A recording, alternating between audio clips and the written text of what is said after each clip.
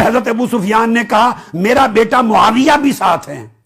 تو حضرت معاویہ رضی اللہ تعالیٰ عنہ مؤلفۃ القلوب میں تھے باپ کے ساتھ، آقا نے ان کو بھی 100 اونٹ دے دیے، مؤلفۃ القلوب میں تھے باپ کے ساتھ، مؤلفۃ القلوب میں تھے باپ کے ساتھ، آقا نے ان کو بھی 100 اونٹ دے دیے۔ یہاں بعض لوگ جو ہیں جن کے دل کے اندر صحابہ کرام علیہم رضوان سے کسی طرح کی کوئی نہ کوئی قدورت موجود ہوتی ہے، اگرچہ کہ وہ اپنے آپ کو اہل سنت کا ٹائٹل دیتے ہوں، تو وہ ان صحابہ کرام علیہم رضوان کی توہین میں کوئی دقیقہ چھوڑتے نہیں ہیں، اور کسی نہ کسی طریقے سے ان صحابہ کرام علیہم رضوان کے اوپر طعن و تشنیع کرتے ہیں، اور ایسے صحابہ کرام علیہم رضوان پر بطور طنز اور بطور استہزاء طلقاء کا اطلاق یہ کرتے ہیں کہ یہ تو طلقاء ہیں۔ یہ فتح مکہ کے دن اللہ کے رسول صلی اللہ تعالیٰ علیہ وآلہ وسلم کے سامنے مشرکین مکہ کے وہ افراد موجود تھے کہ جنہوں نے ساری زندگی نبی پاک صلی اللہ تعالیٰ علیہ وآلہ وسلم اور آپ کے صحابہ کو سخت اذیتیں اور تکلیفیں دی تھیں، اور آپ سے جنگیں کی تھیں، آپ کے صحابہ کو بھی شہید کیا تھا۔ اب یہ لوگ مغلوب ہو کر آپ صلی اللہ علیہ وآلہ وسلم کے سامنے موجود تھے۔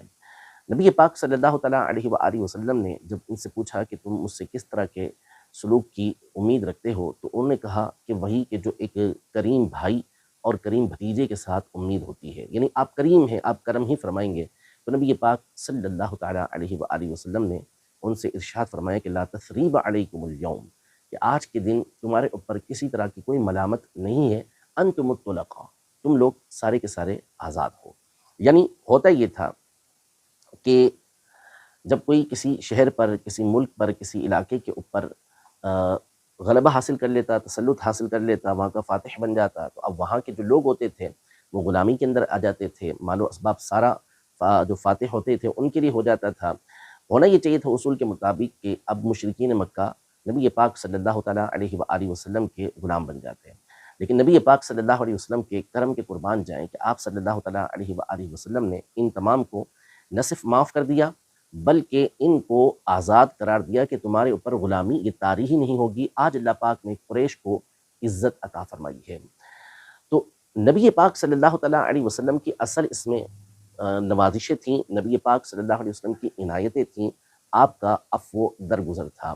اور اس موقع پر جو لوگ موجود تھے ان تمام کو نبی پاک صلی اللہ تعالیٰ علیہ وآلہ وسلم نے فرمایا کہ انتم الطلقاء، تم سارے کے سارے آزاد ہو۔ اب یہاں بعض لوگ جو ہیں جن کے دل کے اندر صحابہ کرام علیہم رضوان سے کسی طرح کی کوئی نہ کوئی قدورت موجود ہوتی ہے، اگرچہ کہ وہ اپنے آپ کو اہل سنت کا ٹائٹل دیتے ہوں، تو وہ ان صحابہ کرام علیہم رضوان کی توہین میں کوئی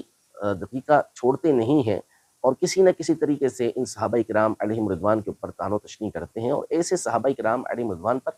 بطور طنز اور بطور استہزاء طلقاء کا اطلاق یہ کرتے ہیں کہ یہ تو طلقاء ہیں، یہ صحابہ نہیں، نعوذ باللہ۔ حالانکہ ایسا نہیں۔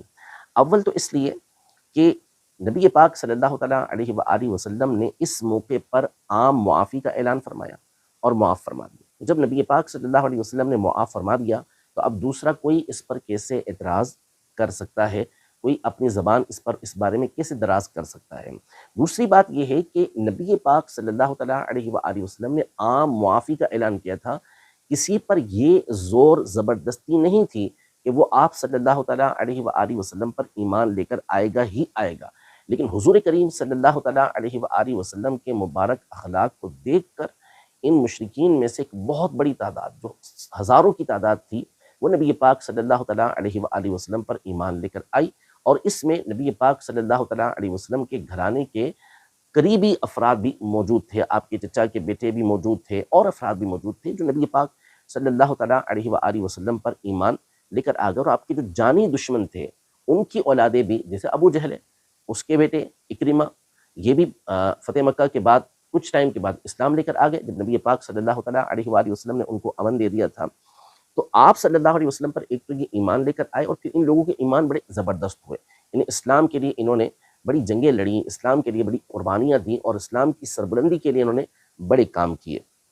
تو نبی پاک صلی اللہ علیہ وسلم نے ان کے اسلام کو بھی قبول فرمایا، اور اسلام پچھلی ساری کی ساری خطاؤں کو یہ مٹا دیتا ہے۔ تو اس لیے بطور استہزاء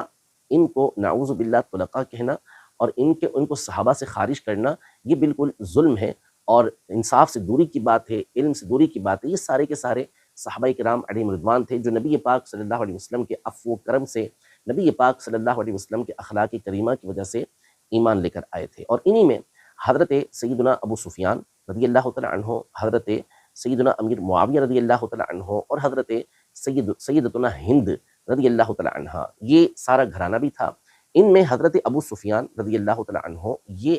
فتح مکہ سے پہلے ہی ایمان لے کر آ گئے تھے۔ ابھی مکہ فتح نہیں ہوا تھا، نبی پاک صلی اللہ علیہ وسلم مکہ مکرمہ کے باہر تھے، اور وہیں حضرت عباس رضی اللہ تعالیٰ عنہ کے امان دینے کے بعد حضرت ابو سفیان نے لشکر اسلام کے درمیان نبی پاک صلی اللہ علیہ وسلم کے ہاتھ پر ایمان قبول کر لیا تھا۔ اور صحیح مسلم شریف کے اندر موجود ہے کہ نبی پاک صلی اللہ علیہ وسلم نے مکہ مکرمہ میں ان لوگوں کو بھی امان بخشا تھا، امن دی تھی کہ جو حضرت ابو سفیان رضی اللہ عنہ کے گھر کے اندر داخل ہو جائیں۔ اس کے بعد سیدنا امیر معاویہ رضی اللہ عنہ کی ذاتی گرامی ہے، تو وہ ایک قول کے مطابق فتح مکہ کے دن ایمان لے کر آئے، لیکن ایک مشہور روایت یہ ہے کہ آپ اس سے پہلے ہی ایمان لا چکے تھے، اور اس میں آپ نے اپنے والد یعنی حضرت ابو سفیان جو اس وقت تک ایمان نہیں لائے تھے، ان سے ان کے خوف کی وجہ سے اپنے اسلام کو چھپا کے رکھا تھا۔ پھر جب فتح مکہ کا دن آیا تو آپ نے بھی اپنے ایمان کا اظہار فرمایا۔ اس کے بعد نبی پاک صلی اللہ علیہ وسلم نے اس گھرانے کے تقریباً افراد کے لیے مختلف بشارتیں دی ہیں، جن میں سے حضرت امیر معاویہ رضی اللہ تعالیٰ عنہ پر تو کئی مرتبہ بشارتیں بیان کی جا چکی۔ حضرت ابو سفیان رضی اللہ تعالیٰ عنہ یہ اسلام لانے سے پہلے نو ڈاؤٹ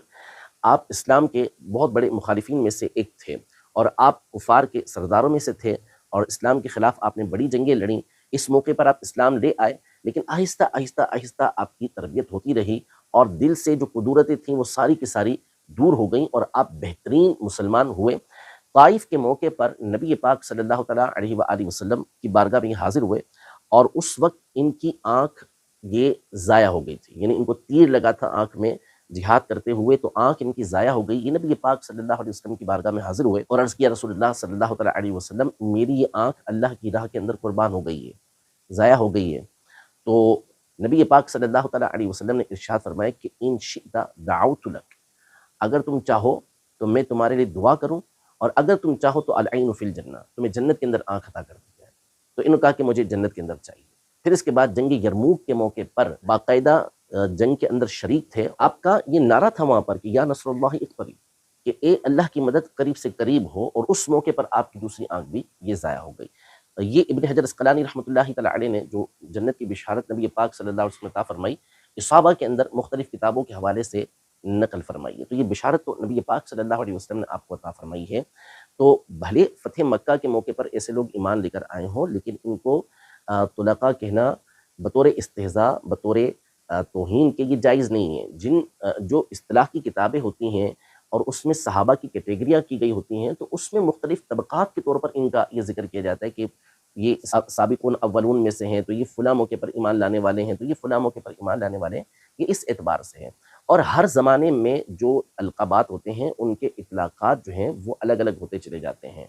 ہر زمانے میں ہر جگہ پر ہر لفظ کہنا مناسب نہیں ہوتا۔ بس ایک ہی مثال دوں، کبھی انشاءاللہ موقع ملا تو تفصیل کے ساتھ اس پر گفتگو کریں گے کہ القابات کیسے چینج ہوتے ہیں، الفاظ کیسے چینج ہوتے ہیں، کہ ایک زمانے میں وہ لقب جو ہوتا ہے اس میں کوئی حرج نہیں ہوتا، لیکن دوسری جگہ پر دوسرے زمانے کے اندر دوسری زبان کے اندر وہ لفظ استعمال کرنا ٹھیک نہیں ہوتا۔ اب مثال کے طور پر لفظ مولوی ہے، یہ ایک زمانے کے اندر ایک بڑا زبردست لقب رہا، ٹائٹل رہا، لیکن آہستہ آہستہ زمانے کے ساتھ اب یہ جو لفظ ہے یہ اتنا اچھا محسوس نہیں کیا جاتا، اور ایک طبقہ ہے کہ جو اپنے آپ کو مولوی کہلانا پسند نہیں کرتا۔ اب آنکھوں دیکھی باتیں ہیں، اپنے آپ کو شیخ الاسلام کہنا، اپنے آپ کو ڈاکٹر کہنا، اپنے آپ کو علامہ کہنا، اپنے آپ کو پروفیسر کہنا، ان کو مولوی کہہ دیا جائے تو وہ غصے سے بھر جاتے ہیں،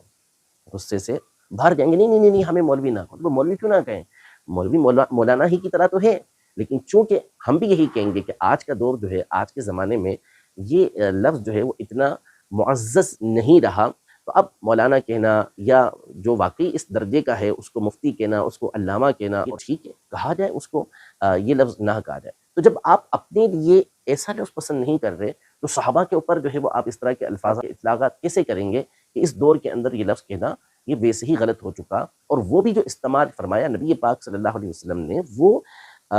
جو معاملہ پیش آ رہا تھا اس کے لیے فرمایا، اور محدثین نے جو کیٹیگریاں لکھی ہیں اس کے اندر اس لفظ کو استعمال کیا ہے، نہ یہ کہ قصداً ان کے اوپر اس لفظ کا اطلاق کیا ہے۔ تو اس لیے فتح مکہ کے موقع پر اسلام لانے والے جو افراد تھے وہ بھی صحابہ تھے، اور ان میں سے بیشتر وہ تھے کہ جن کے اسلام کی گواہی نبی پاک صلی اللہ علیہ وسلم نے دی، اور اپنے قریب کیا نبی پاک صلی اللہ علیہ وسلم نے ان کو، اور ان کو منصب بھی نبی پاک صلی اللہ علیہ وسلم نے عطا فرمائے۔ رب العزت جل وعلا ہم سب کو صحابہ کرام علیہم رضوان کی تعظیم و تکریم ہمیشہ کرتے رہنے کی توفیق عطا فرمائے۔